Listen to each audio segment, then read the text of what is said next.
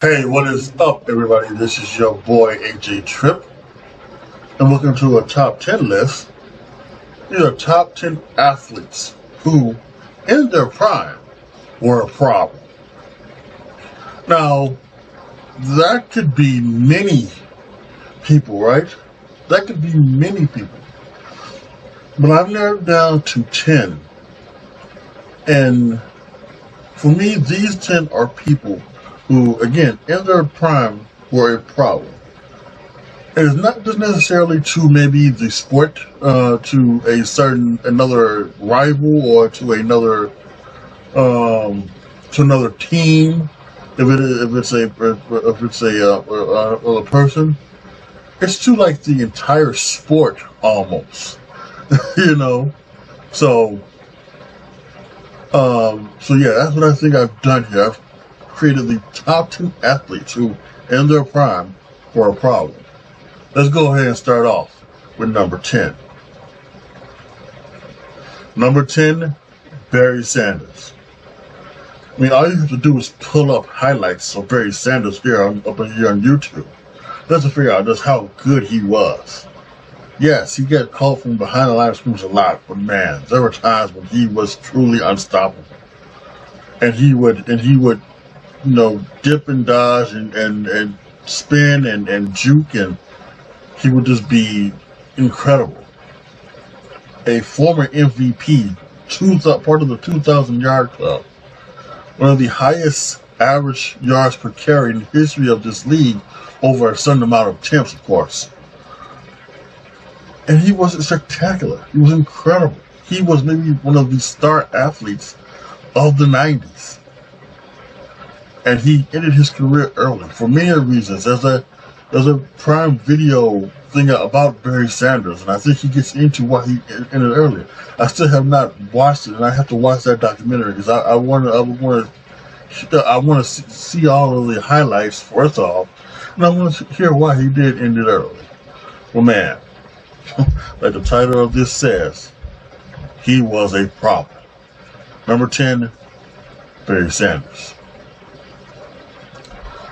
Number 9, Mr. Diesel, the big Aristotle, Superman, the big Shaq, all the nicknames you can. Shaquille O'Neal. In this prime, when motivated, Shaq was dominant. That's why he is not higher up on this list. I say Shaq is the most dominant basketball player ever.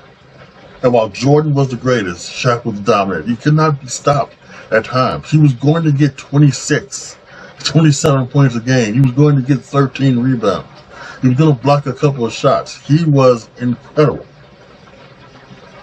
And there have been many of documentaries and other things that have talked about him getting out of shape, and that's kind of some of the reasons why him and Kobe had something, because Kobe thought he wasn't maybe taking it too serious enough, and he was always getting injured, and I think there was parts of that, right? But when he was incredible, he was totally incredible.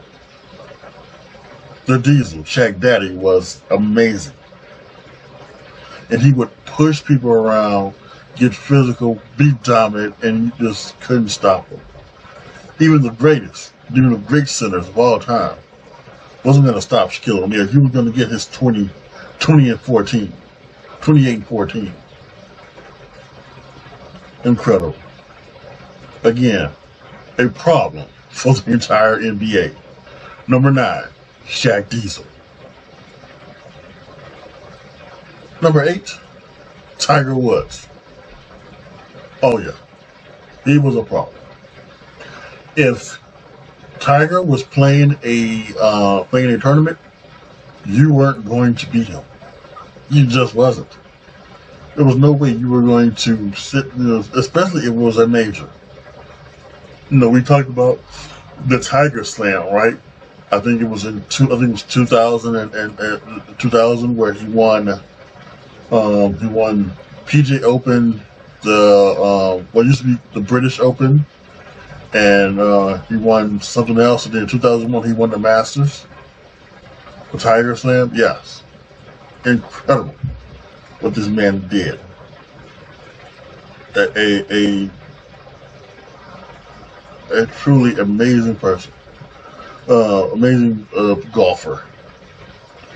The injuries took him away too soon from the sport that he truly loves. And one of the biggest accomplishments of his career was a few years ago winning that Masters. Because that was, oh Jesus Christ, was it before or after his accident? Let's quickly see what I can get here. Tiger Woods, Masters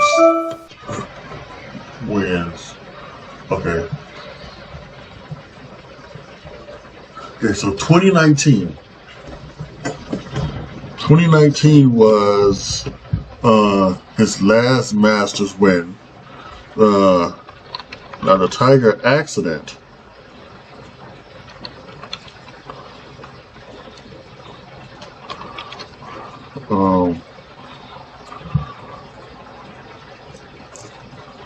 Tiger car accident.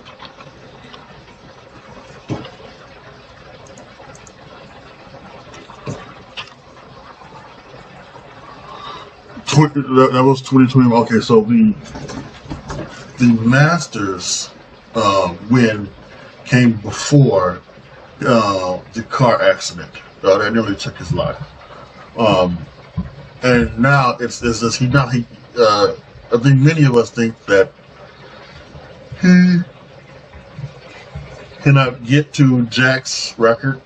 Many thought that was just a total given, that he was obviously going to make his record. But even then, even so, the injuries before that, he had the back injuries and the leg injuries, and of course the whole thing with Elin and everything like that.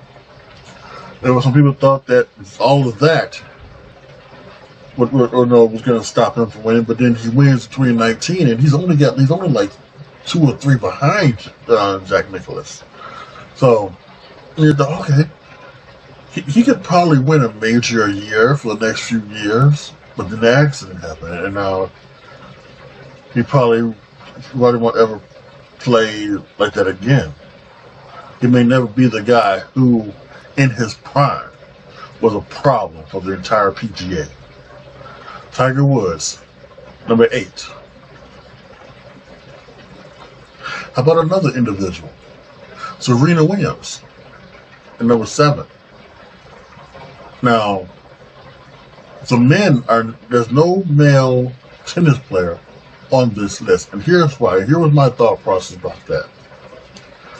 We've had Rafael Nadal, Novak Djokovic, Roger Federer, and this, since the turn of the century in 2000. They've been some of the most dominant tennis players that we have ever seen. But we've also, but they've also been together, right? Each one at the same time was had a dominant run in this era. Serena Williams has been the most dominant tennis player, female tennis player, for centuries. Not centuries, but a long time. Is basically what I'm trying to say. And it didn't even start off like Serena. Venus was actually the first one. She was the one that was winning championships. She would beat Serena in semifinals or finals to win these championships. But something turned around for Serena, and she just became a dominant player. And and she was truly a problem. When she was in a tournament, you were going to have to beat her, and you were going to have to take everything it took to beat her. And even up to her final year, she was still pretty damn good. She took time off to start a family and do all of those things, but she was still Serena. And even in her last match, that's incredible. She was a problem for the entire female tennis association. And God forbid some male said that she, like Billie Jean King and Johnny Smackface or whatever the guy was. If someone said that they could be Serena, I'm sure Serena would take them down. But Serena is number 7 on the list of athletes who, in their prime, were a problem. How about 6? A very interesting one. Ronda Rousey. Now, many may know her from her time in the WWE. But I'm sure you know that she was a fighter in the UFC in the past. And she was a dominant one. Her record in mixed martial arts is 12-2. Those are only those 2 losses coming in her last 2 fights. And in those fights, she didn't take long to get the victory. There were very few 3-round, 4-round fights or anything like that. In her UFC career, she has fought a combined 13 minutes and 13 seconds. And again, she's had 14 UFC fights. Holy smokes. 13 minutes and 13 seconds and 14 fights. Amazing. You want to tell me you don't think that she wasn't a problem? Ask Misha Tate. Ask many others who nearly had their arm broken off by Ronda Rousey. Oh yeah, she was a problem, all right. She was a massive one, and I'm talking about not a problem out of the cage. I'm talking about a problem in the cage. Ronda Rousey, number 6 on the athletes that were a problem. Number 5, Bo Jackson.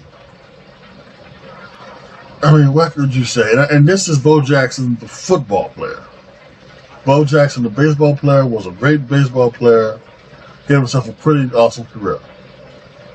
But he was a much better football player. He was much more dominant. He was much more everything. But he wanted to do both, and he had that right. He played baseball until the baseball season was over, and then he went and played football. And if he would have committed himself to football, he might have been the best running back to ever do it. And it was amazing to do. And he was so good that Tecmo Bowl back in the day for the Nintendo, for the old school Nintendo, when they made Tecmo Bowl, they basically made Bo Jackson OP.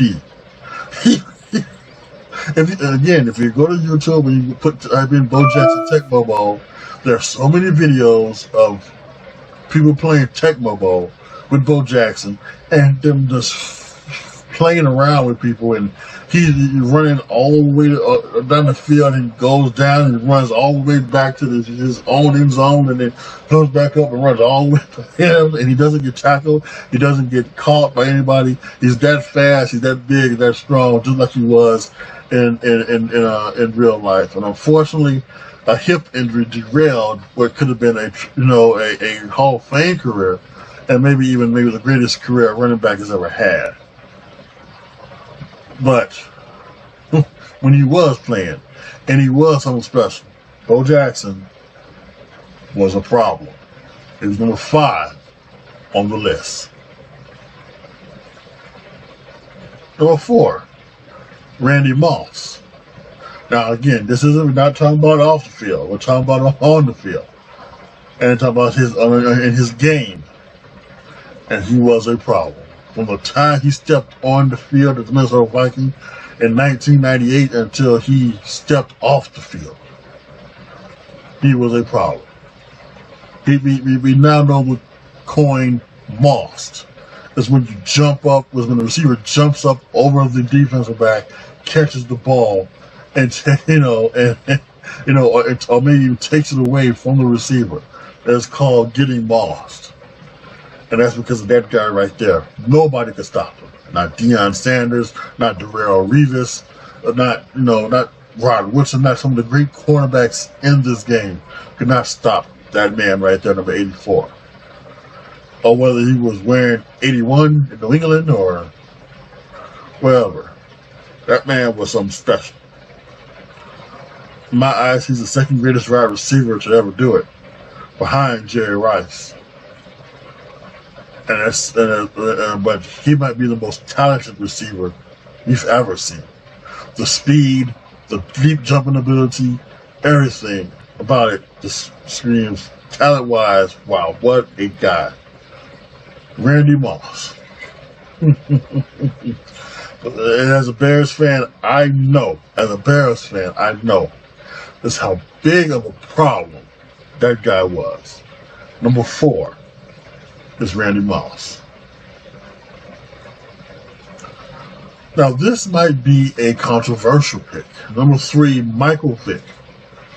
Now, some may say, why do you have Michael Vick not only on this list, but maybe why do you have him so high at 3? Well, this is why. Because I think even though Randall Cunningham before him was amazing and he was a much better passer, and now we have Lamar Jackson, who is a much better runner, it was probably the thing that you could have Michael Vick and he could do both. He could run and he could pass, and especially after his stint in prison for running the illegal gambling room and the dogfighting charges. He came out. He went to Philly with to Andy Reid, and he was amazing. And it's that Monday night game against the Washington Redskins where we all saw it. He had the 4 touchdowns through the air. He had 2 passing.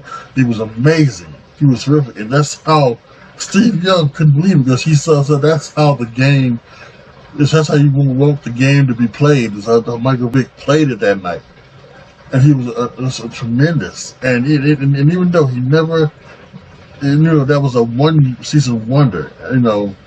That 1 year in Philly, because he afterwards started getting injured and he started to break down and things like that. He couldn't keep up. Unfortunately, he couldn't keep up the thing. I think people started to get maybe some more tape on, figured out how to maybe keep him in check a little bit. Still, young Mike Vick always something else. Oh yes, he was not as prolific throwing the ball as he is, as he was coming out of prison. But man, he was so dynamic with his legs during a time in which you could be. Because I don't want to be a hypocrite. Those who have listened to my podcast in the past know that to me, Lamar Jackson and Justin Fields are not, they are not top tier quarterbacks because they don't pass the ball consistently as you should be a quarterback. And even though they're dynamic running the ball, this isn't 2001 when Michael Vick, when you could be that dynamic running the ball and do things in the game. Hell, it isn't even 2012 when Colin Kaepernick was dynamic running the ball, and he was still pretty good for at least a year and a half of passing. This is a new year where you have to be a player from the pocket as a quarterback position to be any type of good, to have your team have any type of chance of making it to the Super Bowl and beating Patrick Mahomes if you're in the AFC. And Lamar Jackson just doesn't do that. And to be honest, Michael Vick didn't do that during his time. But again, the dynamicism of him with the ball in his hand was truly amazing. And yeah, you could have maybe stopped him doing the pass. Man, you couldn't stop him doing the run. Like I said, this is going to be controversial because you would think maybe we're going to put somebody on here who is somebody who is dynamic, not only who was consistently dynamic with his legs and his arm, maybe like a Randall Cunningham. But this was something special. Vick was something special. Number 3 on the list of top 10 of the top 10 athletes who, in their prime, was a problem is Michael Vick. Well. The problem of all problems. The greatest of all time. The greatest athlete of all time. Michael Jordan. Now, how is Michael Jordan number 2 on this list? Well, I'll tell you that when I get to number 1. But this Michael Jordan speaks for himself, right? Why he was such a problem. He couldn't be stopped.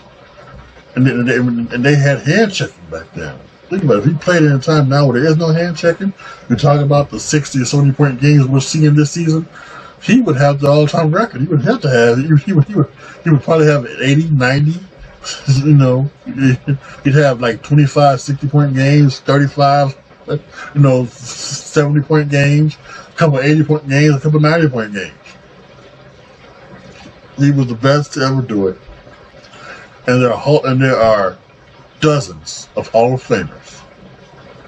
Patrick Ewing, Charles Barkley, Karl Malone, John Stockton, Shawn Kemp.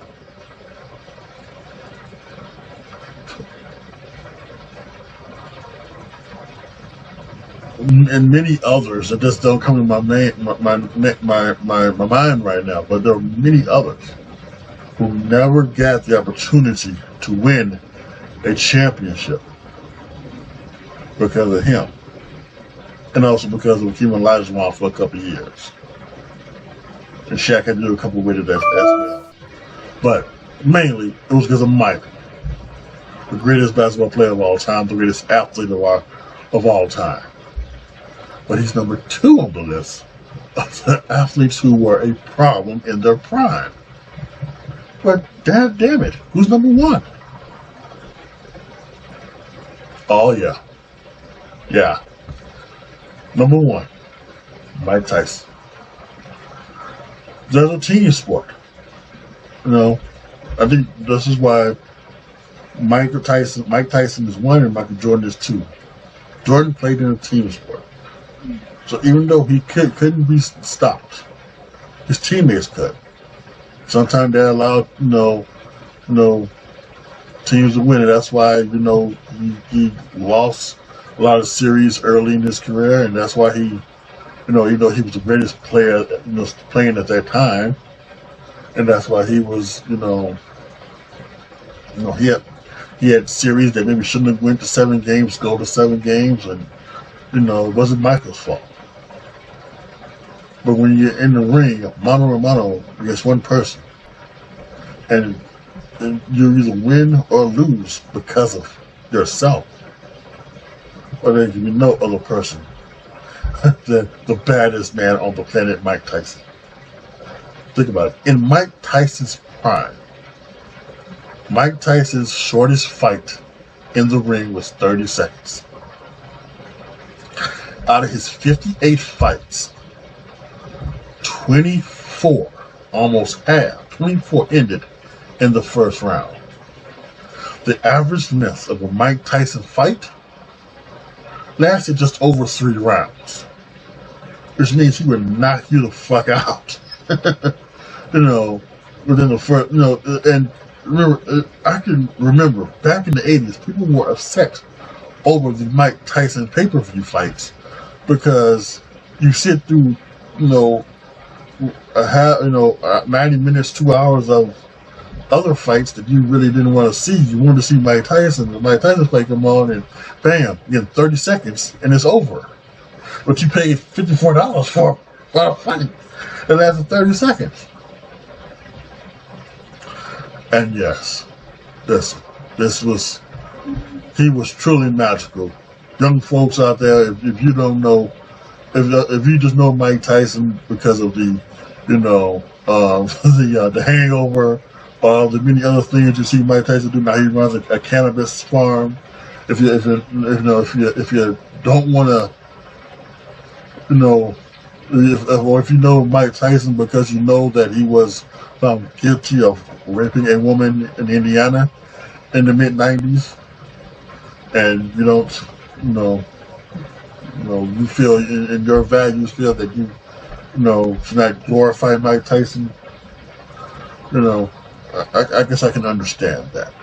But if you're open-minded, I advise you to go out and try to find some fights from Mike Tyson. To just watch how this is a bad dude that man was. It was amazing to watch. And yes, he had his problems in the ring and out of the ring, obviously. But man, he was something special. And he, without a doubt, the top athlete who in his prime was a problem. There's no doubt about it. It's Mike Tyson. Number one. Without a doubt. So there you have it, guys. My top 10 athletes who were in their prime were a problem. Was there any that you think I missed?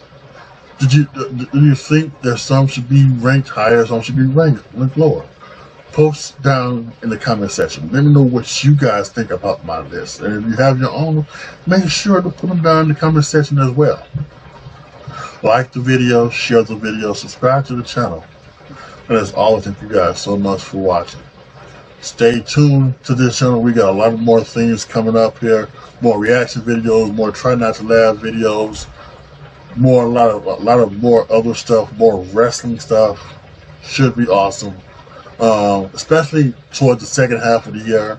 Going to be moving in a month or so. So might have some issues with doing videos then, but for those 3 or 4 weeks, but